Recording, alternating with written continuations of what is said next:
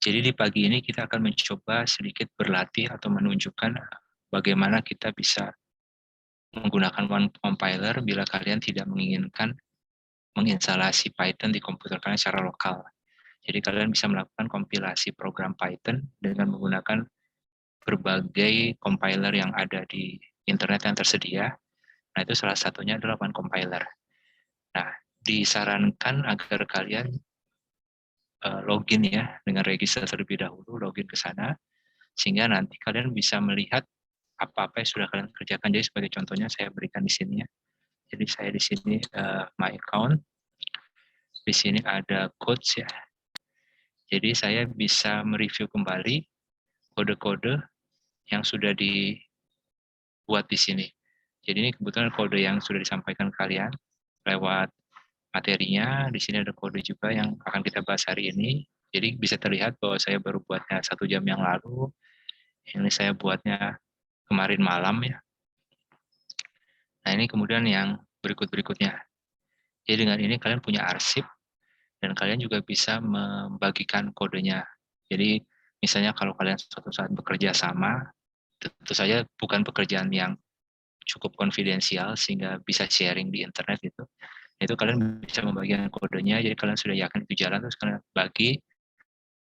Nah, teman kalian nanti bisa mengeditnya, merubahnya. Nah, dia bisa sharing dengan link yang berbeda sehingga kode yang lama tidak saling tumpang tindih gitu.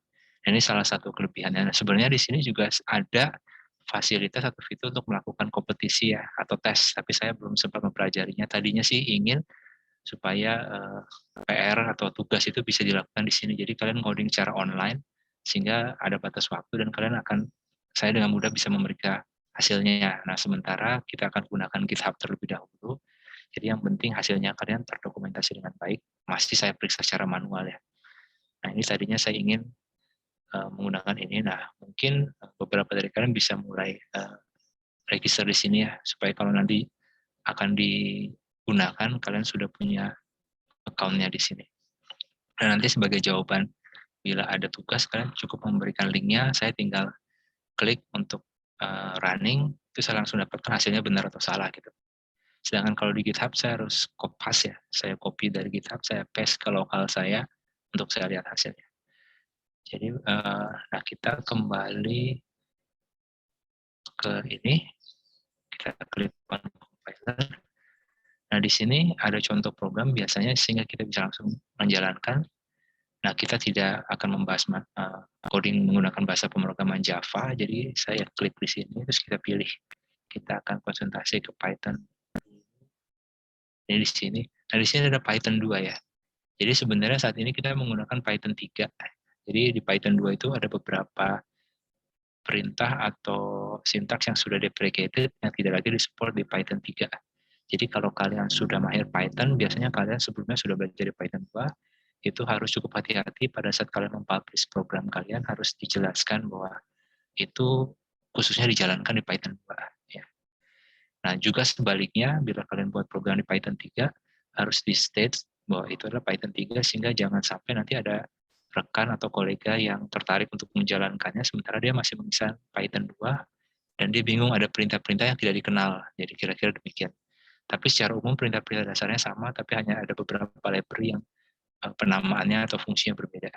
Saya kebetulan tidak sampai sedetail itu, sehingga tidak terlalu merasakan perbedaan antara Python 2 dan Python 3.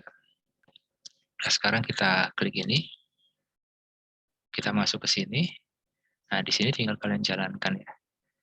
Jadi sekarang contoh yang sederhana ini adalah print hello world. Kalau kalian jalankan, ini akan ada hasilnya di sini. Nah, di sini URL-nya masih tetap ya, karena ini adalah contoh dari dia. Tapi begitu kita mulai berubah, misalnya kita ganti dengan program kita, X misalnya sama dengan 2, terus kita print X, kita print bilangan sintaksnya, terus kita print X-nya, ya. Terus kita run. Nah, kalian lihat di sini sudah ada URL-nya ya, sudah berbeda.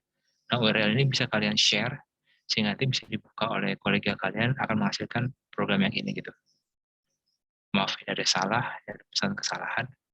Print is not defined, jadi saya kurang T di sini. Ya, di sini kebetulan ada berbagai petunjuk, sehingga kalian tinggal pilih ya. Terus kita jalankan kembali, kita peroleh X sama dengan 2. Nah, baik secara umum, kalian mungkin ada dasar Python sudah mengerti setidaknya di pengenalan komputasi ya di semester 1 atau semester 2 saya lupa. Nah, pada kesempatan pagi ini saya ingin sedikit mengulas mengenai fungsi ya. Jadi kita bisa mendefinisikan fungsi, misalnya saya mendefinisikan fungsi luas ya. Luas segi 4. Nah, luas segi 4 kita tahu dia butuh masukan berupa panjang dan lebar. Nah, setelah kita definisikan nama fungsinya, kita buat tanda titik 2, terus kita enter, nanti dia akan terindentasi secara otomatis satu tabulator biasanya atau 2 spasi. Nah, sekarang kita definisikan luasnya apa. A bisa kita gunakan A atau apa, kita bisa tulis luas atau L ya. L kita sudah gunakan berarti A. A itu adalah huruf besar lebih bagus, A sama dengan P kali L ya. Nah, terus kemudian setelah ini kita kembalikan nilainya ke fungsi sehingga bisa dipanggil di luar. Jadi kita return nilai dari A. Terus bagaimana memanggilnya? Memanggilnya adalah kita, misalkan dulu kita punya variabelnya misalnya panjang, kita definisikan sama dengan 10, lebar sama dengan 20. Nah, kita ingin cari luasnya. Nah, luas sama dengan luas segi 4, kita masukkan nilainya panjang, lebar. Nah, kemudian kita print hasilnya. Print luas sama dengan luas. Supaya kita copy saja. Maaf, ini harusnya panjang.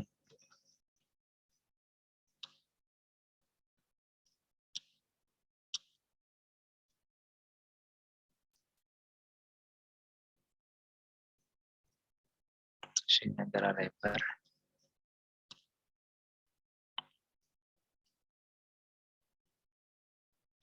Nah, kemudian tinggal kita print darat. Nah, kita dapatkan luasnya 200. Ada panjang dan lebar. Jadi luas ini kita peroleh dari fungsi ini ya. Nah, fungsi itu apa gunanya kita definisikan? Fungsi itu kita definisikan kalau kalian kebetulan ada suatu pekerjaan, hal kecil yang bisa dikemas dalam suatu baris yang singkat, dan itu kalian gunakan terus-menerus. Jadi dalam program utama kalian yang besar itu kalian panggil suatu rutinitas, suatu kegiatan, aktivitas itu sampai 200 kali. Nah, misalnya itu bagus kita gunakan sebagai fungsi. Jadi kalian tidak meng-copy paste baris ini nih, meng-copy paste baris ini. Itu pertama. Kedua, kelebihan lainnya adalah bila suatu saat kalian ingin mengubah-ubah nilai ini atau bentuknya, fungsinya, itu bisa kalian ubah sekali, semuanya berubah. Nah, dengan itu akan menghemat pekerjaan. Ya. Jadi contoh yang sederhana adalah perkalian skalar atau vektor misalnya. Nah, itu rumusnya sebenarnya cukup sederhana, tapi begitu kalian ulang-ulang itu agak menjemukkan dan capek ya. Tapi begitu kalian buat dalam suatu fungsi, kalian tidak perlu lagi lakukan itu. Gitu. Jadi cukup panggil fungsinya, itu bisa dijalankan berulang-ulang. Nah, kemudian fungsi apakah bisa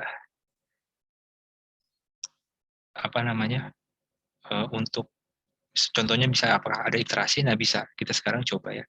Jadi misalnya saya punya, ini sebenarnya kalau kalian menggunakan NumPy, paket numeriknya Python ini tidak perlu ya, tapi saya ajarkan yang lebih dasar dulu. Misalnya kita definisikan suatu list, ada isinya, misalnya X-nya itu 1, 2, 3, 4, 5 ya. Ini 6, sebentar ini, oke. Terus kita ingin tahu jumlahnya. Nah, misalnya kita ingin sum of X, itu sama dengan kita definisikan aja sum dari X. Nah, apakah kita punya sum, janganlah jumlah ya, jumlah dari X, kita kan belum punya jumlah. Nah, jumlahnya kita buat dulu di sini. Jadi kita definisikan def jumlah itu dari suatu array, suatu list. Ya. List di sini kita gunakan sebagai array ya. Terus kemudian kita lakukan di sini. Nah, kita perlu tahu dulu berapa komponennya, berapa elemen yang ada di sini, yaitu ada satu elemen pertama, kedua, ketiga, keempat, kelima, keenam.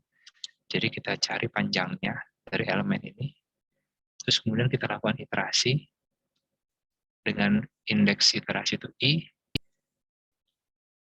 dalam range N. Jadi nanti range N ini akan membuat suatu variabel iterator dari 0 sampai N kurang 1.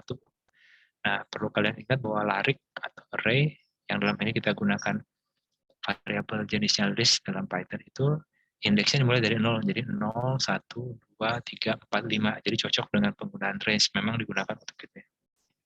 Jadi kita hitung. Nah, pada saat proses menjumlahkan ini kita definisikan dulu suatu bilangan yang kita simpan namanya sum yang nilainya 0 awalnya. Nah, setelah di dalam iterasi, kita tambahkan sum ini dengan nilai dari X ya. Nah, setelah selesai, kita kembalikan nilainya ke fungsinya. Nah, sekarang fungsi sum sudah bisa dipanggil. Jadi di sini bisa kita kasih komentar.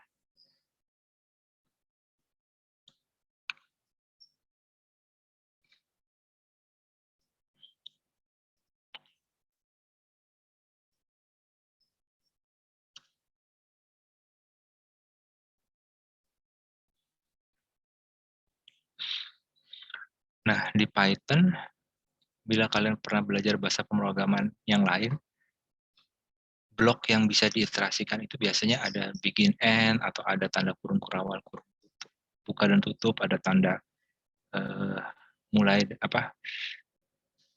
Saya lupa satunya lagi, start and end dan sebagainya ya. Tapi di Python ini dimulai dengan adanya tabulasi.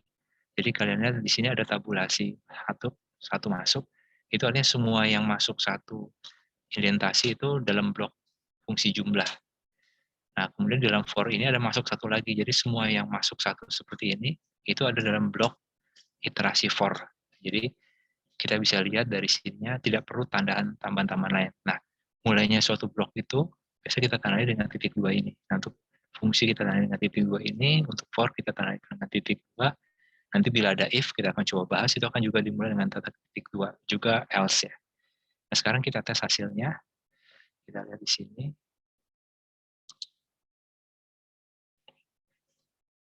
Oh, maaf. Saya belum tampilkan hasilnya di sini.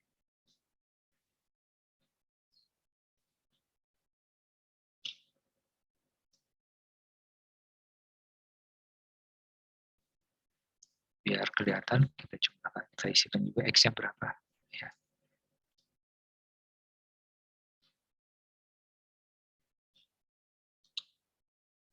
Jadi kita lihat X isinya 1, 2, 3, 4, 5, 6. Sum of X-nya 21 ya. Jadi cocok ya.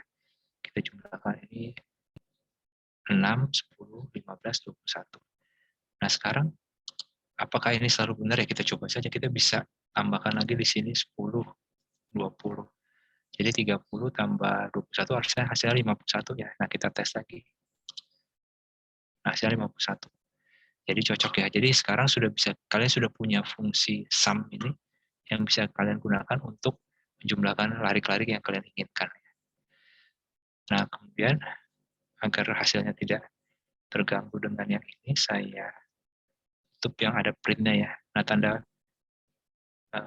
tagar ini juga bisa digunakan untuk memberikan komen. Nah, di Python tidak ada komen multi-line yang legal untuk menghilangkan blok. Jadi adanya buat dokumentasi, tapi sebaiknya tidak digunakan.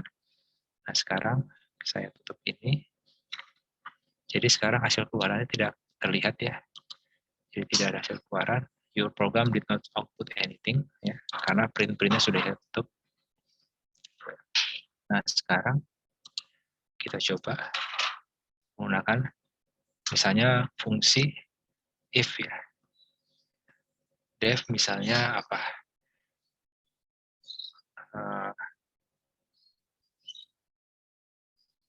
Kita bikin genap ganjil ya, genkan misalnya. Saya tidak terpikir idenya apa. Bisa kita kasih variabel yang berbeda, jangan X karena nanti dia akan lihat X-nya di sini. Jadi kita pakai Y misalnya. Ya. Terus kita kasih titik 2.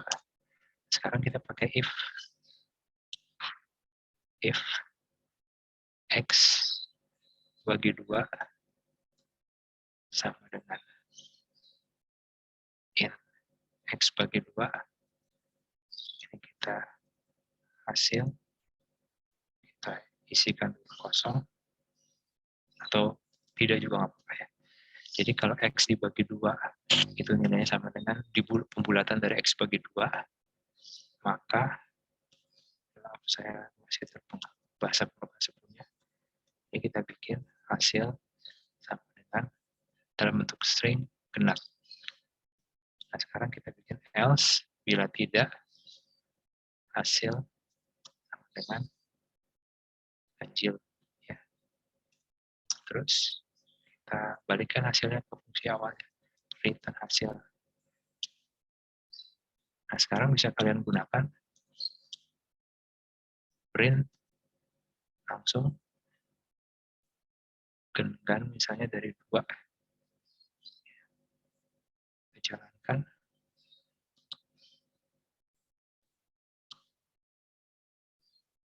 Ada yang salah di sini.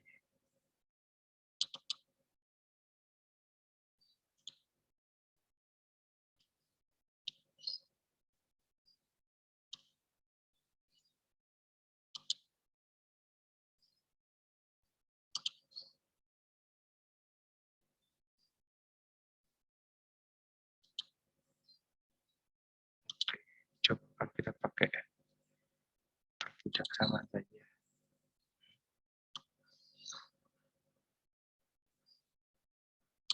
Jadi, oh maaf, ini saya harusnya Y ya. Kenapa isi X, dia melihatnya sebagai list. Lalu kita kembalikan.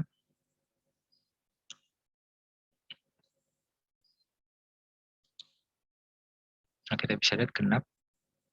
Kalau kita isi 3, kita run, jadi ganjil ya. Nah, sekarang kita sudah punya fungsi menentukan genap ganjil ya.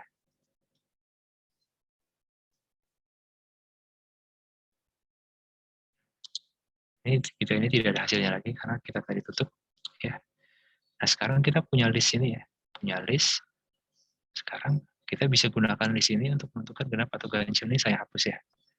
Ini saya hapus dulu. Oke. Nah, sekarang kita tentukan panjangnya list tadi. N sama dengan len dari X. Jadi kita gunakan ini, yang di sini. Terus kita lakukan iterasi. Ini di program utamanya. I sama dengan in range dari N. Terus kemudian kita print X, I. Jadi X ke I. Tapi N-nya kita isi ini. Biar dia tidak ganti baris. Terus kita print gen dari X, I. Kita masih spasi saja. Ya, kita bisa jalankan. Kita lihat 1 ganjil, 2 genap, 3 ganjil, 4 genap, 5 ganjil, 6 genap. Jadi kalian bisa lihat bahwa kita sudah menggunakan list, fungsi sebagai array, kita menggunakan fungsi, terus kita bisa sudah menggunakan sum. Nah, ini contoh-contohnya fungsi. Nah, fungsi bisa dipanggil ke dalam fungsi, ya.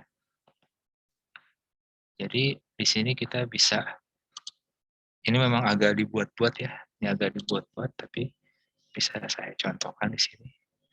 Misalnya kita buat fungsi baru di sini, buat tarik genap ganjil ya. Buat tarik genap ganjil, kita buat fungsinya def tarik kan ini dari X, sama kita copy di sini.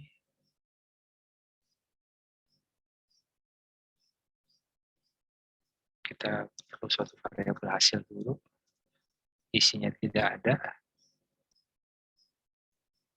hasilnya ditambahkan hasil tambah, oh untuk kita gunakan larik ya. Jadi hasil itu kita append, kita tambahkan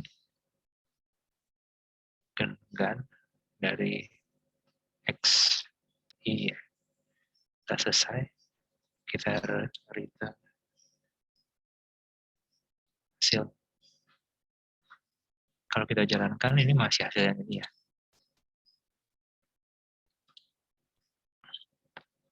Jadi kita tutup dulu sekarang. Sekarang kita sudah punya X, sekarang kita definisikan GGX genap ganjil dari X itu adalah larik gen dari X. Setelah dapat, kita print X-nya untuk lihat isinya. Kita print GGX. Nah, GGX ini menggunakan fungsi lainnya. Jadi dalamnya ada gen, dia panggil di sini. Dia panggil yang ini. Jadi kalau kita jalankan di sini,